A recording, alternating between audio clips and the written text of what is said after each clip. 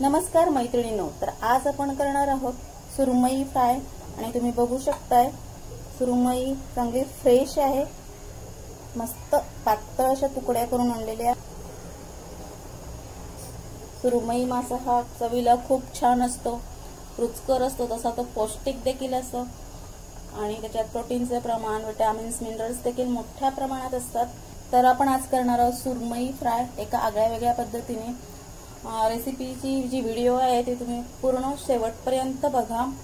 तर पहिल्यांदा आपण ह्या सुरमईच्या तुकड्यांना लिंबूचा रस लावणार आहोत। अर्ध्या लिंबाचा रस घेतलेला आहे। तर तुमच्याकडे लिंब नसेल तर तुम्ही कोकमाचा आगळ लावलं तरी सुद्धा चालेल, आणि आगळ नसेल तर कोकम पाण्यामध्ये भिजवून त्याचा रस काढून ह्या तुकड्यांना लावला तरी सुद्धा चालेल। तर आता लिंबूचा रस टाकलेला आहे, त्यामध्ये मी थोडीशी हळद घालत आहे। आगरी पद्धतीचा लाल मसाला घालायचा आहे, तो सुद्धा इथे मी अर्धा चमचाच घालून घेत आहे। अगदी कमी प्रमाणात घालायचा आहे।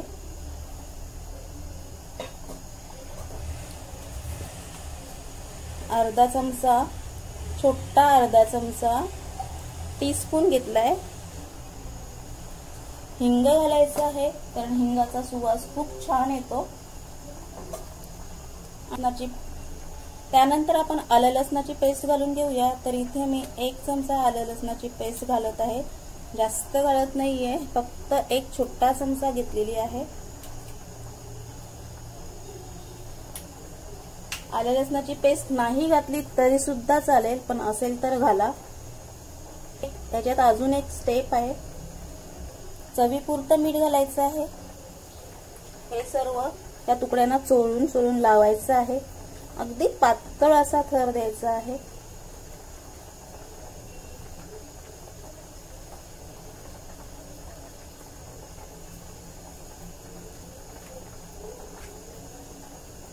मसाले लावताना व्यवस्थित लावून घ्यायचे आहे।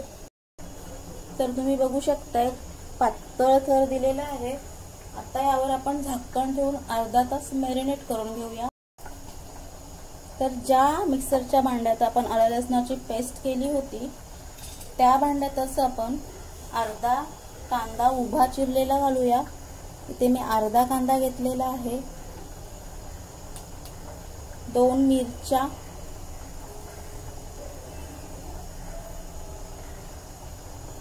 8-9 लसणाच्या पाकळ्या, 7-8 कढीपत्त्याची पानं,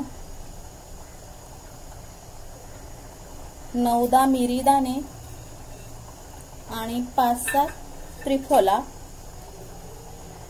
कोथिंबीर आणि छोटासा आळ्याचा तुकडा। आलं घातल्यानंतर त्यामध्ये 1 चमचा आगरी पद्धतीचं लाल तिखट घालूया, अर्धा चमचा हळद। हे सर्व आपल्याला मिक्सरला चांगलं वाटून घ्यायचं आहे। तर खूप छान अशी पेस्ट झालेली आहे आणि कलर देखील खूप छान आलेला आहे। तर आता आपण मच्छीच्या कोटिंगची तयार करूया। तर मच्छीच्या कोटिंगसाठी आज आपण बेसन वापरणार आहोत। तर इथे मी 1 चमचा बेसन घेतलेला आहे आणि 2 चमचे चांगला रवा घेतलेला आहे।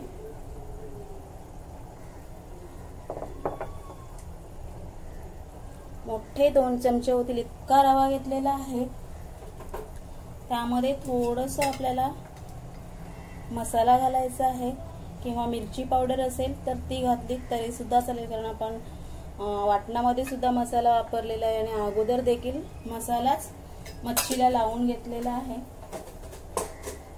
थोडस मीठ घालायचं आहे। हे सर्व मिक्स करून घ्यायचं आहे। आणि बेसन लावल्यामुळे मच्छीला एक वेगळी चव येते, खमंगपणा येतो मच्छीला, कारण बेसन जेव्हा तेलामध्ये फ्राय होतं तेव्हा त्याचा जो खमंगपणा आहे तो मच्छीमध्ये खाताना जाणवतो आणि खूप छान अशी चव लागते। रव्यामुळे चांगला क्रिस्पीपणा येतो आणि बेसनामुळे चांगला खमंगपणा येतो। व्यवस्थित मिक्स करून घ्यायचं आहे।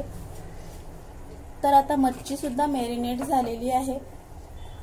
गॅसवर तवा ठेवलेला आहे। आता ह्या मच्छीच्या तुकड्या आपण ह्या पिठामध्ये मिक्स करणार आहोत, म्हणजे त्याला चांगलं कोटिंग होईल।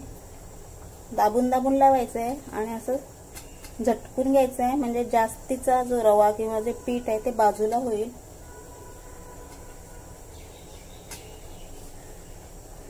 दाबून लावायचं म्हणजे कोटिंग चांगली येईल। तर अशा प्रकारे मी सर्व तुकड्या कोटिंग करून घेत आहे।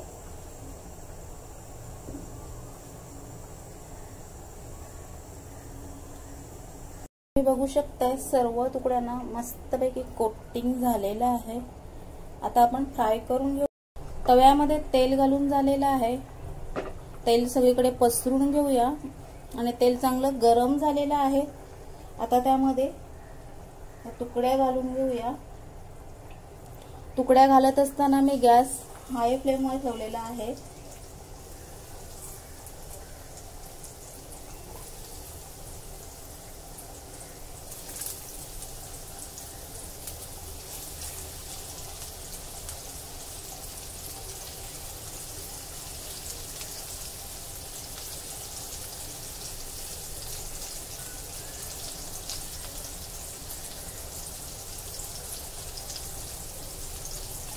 आता गॅस मी लो फ्लेमवर करत आहे। पहिल्यांदा गॅस फास्ट ठेवल्याने तुकड्या तव्याला चिकटत नाही आणि मच्छी आपल्याला लो फ्लेमवरच फ्राय करायची आहे, कारण आपल्याला कुरकुरीत मच्छी करायची आहे। तर आता 5 मिनिटं आपण खालच्या बाजूने फ्राय करून घेऊया।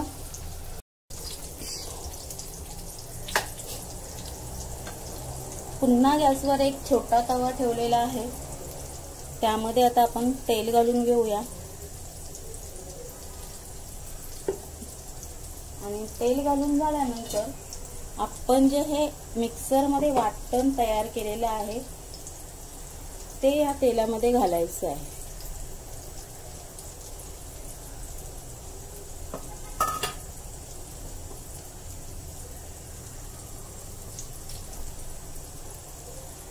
हे जे मिक्सरला वाटण केलेलं होतं ती सर्व पेस्ट या तव्यामध्ये घालायची आहे।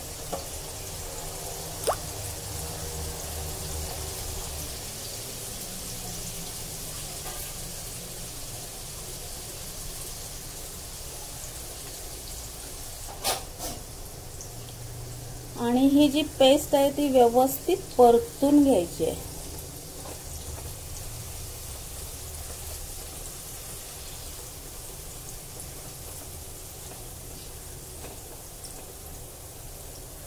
गॅस मीडियम फ्लेमवर ठेवायचा आहे। एकीकडे मच्छी आपली फ्राय होत आहे आणि दुसरीकडे आपण ही पेस्ट तव्यावर परतून घेत आहोत।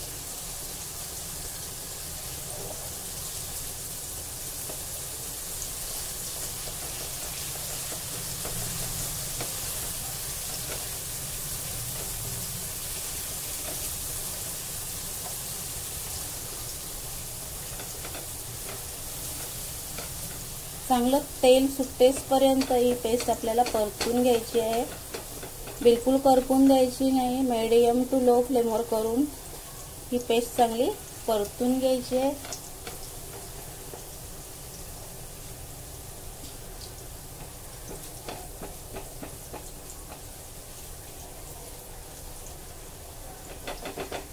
पेस्ट लो फ्लेमवर चांगली शिजू द्या। तेव्हापर्यंत इकडे आपल्या मच्छीला 5 मिनिटं झालेली आहेत, तुम्ही बघू शकताय। तर ह्या तुकड्या आपण चांगल्या परतून घेऊया। मस्त असा सोनेरी रंग आलेला आहे।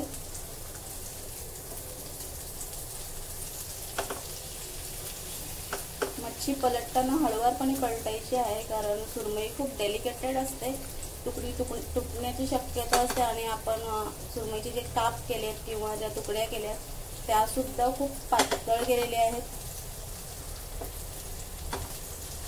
मस्त असा सोनेरी रंग आलेला आहे तुकड्यांना, तुम्ही बघू शकताय। तर आता खालच्या बाजूने देखील आपण 5 मिनिटं फ्राय करून घेऊया. आणि इकडे आपला मसाला देखील शिजत आहे. मस्त तेल सुटायला लागलेलं आहे, तुम्ही बघू शकताय. आणि कलर देखील खूप छान आलेला आहे.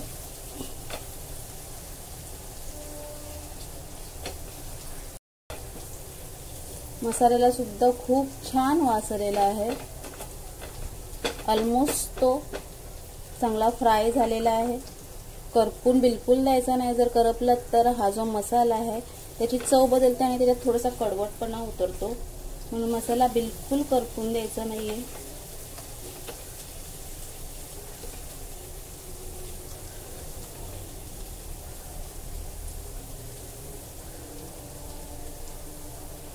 आता यामध्ये चवीपुरतं मीठ घालूया.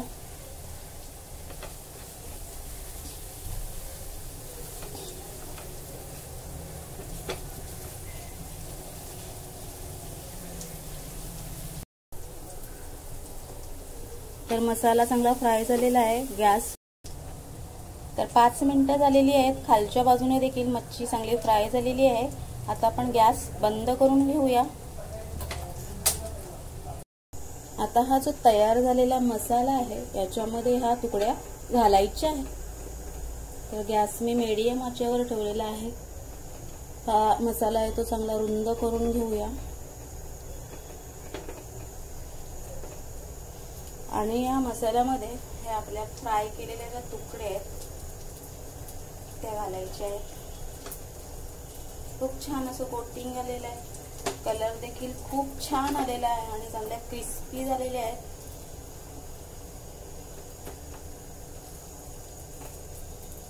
आणि सर्व करताना ह्या तुकडे आपण मसाल्यासोबतच सर्व करायचे आहेत.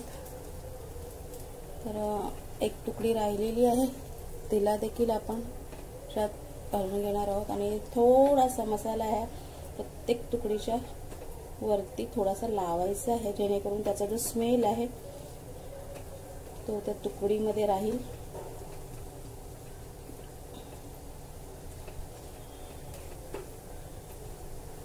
कडेकडेचा आहे तो थोडासा असा काढून घ्यायचा आहे आणि ह्या तुकड्यानं प्रेस करायचा आहे.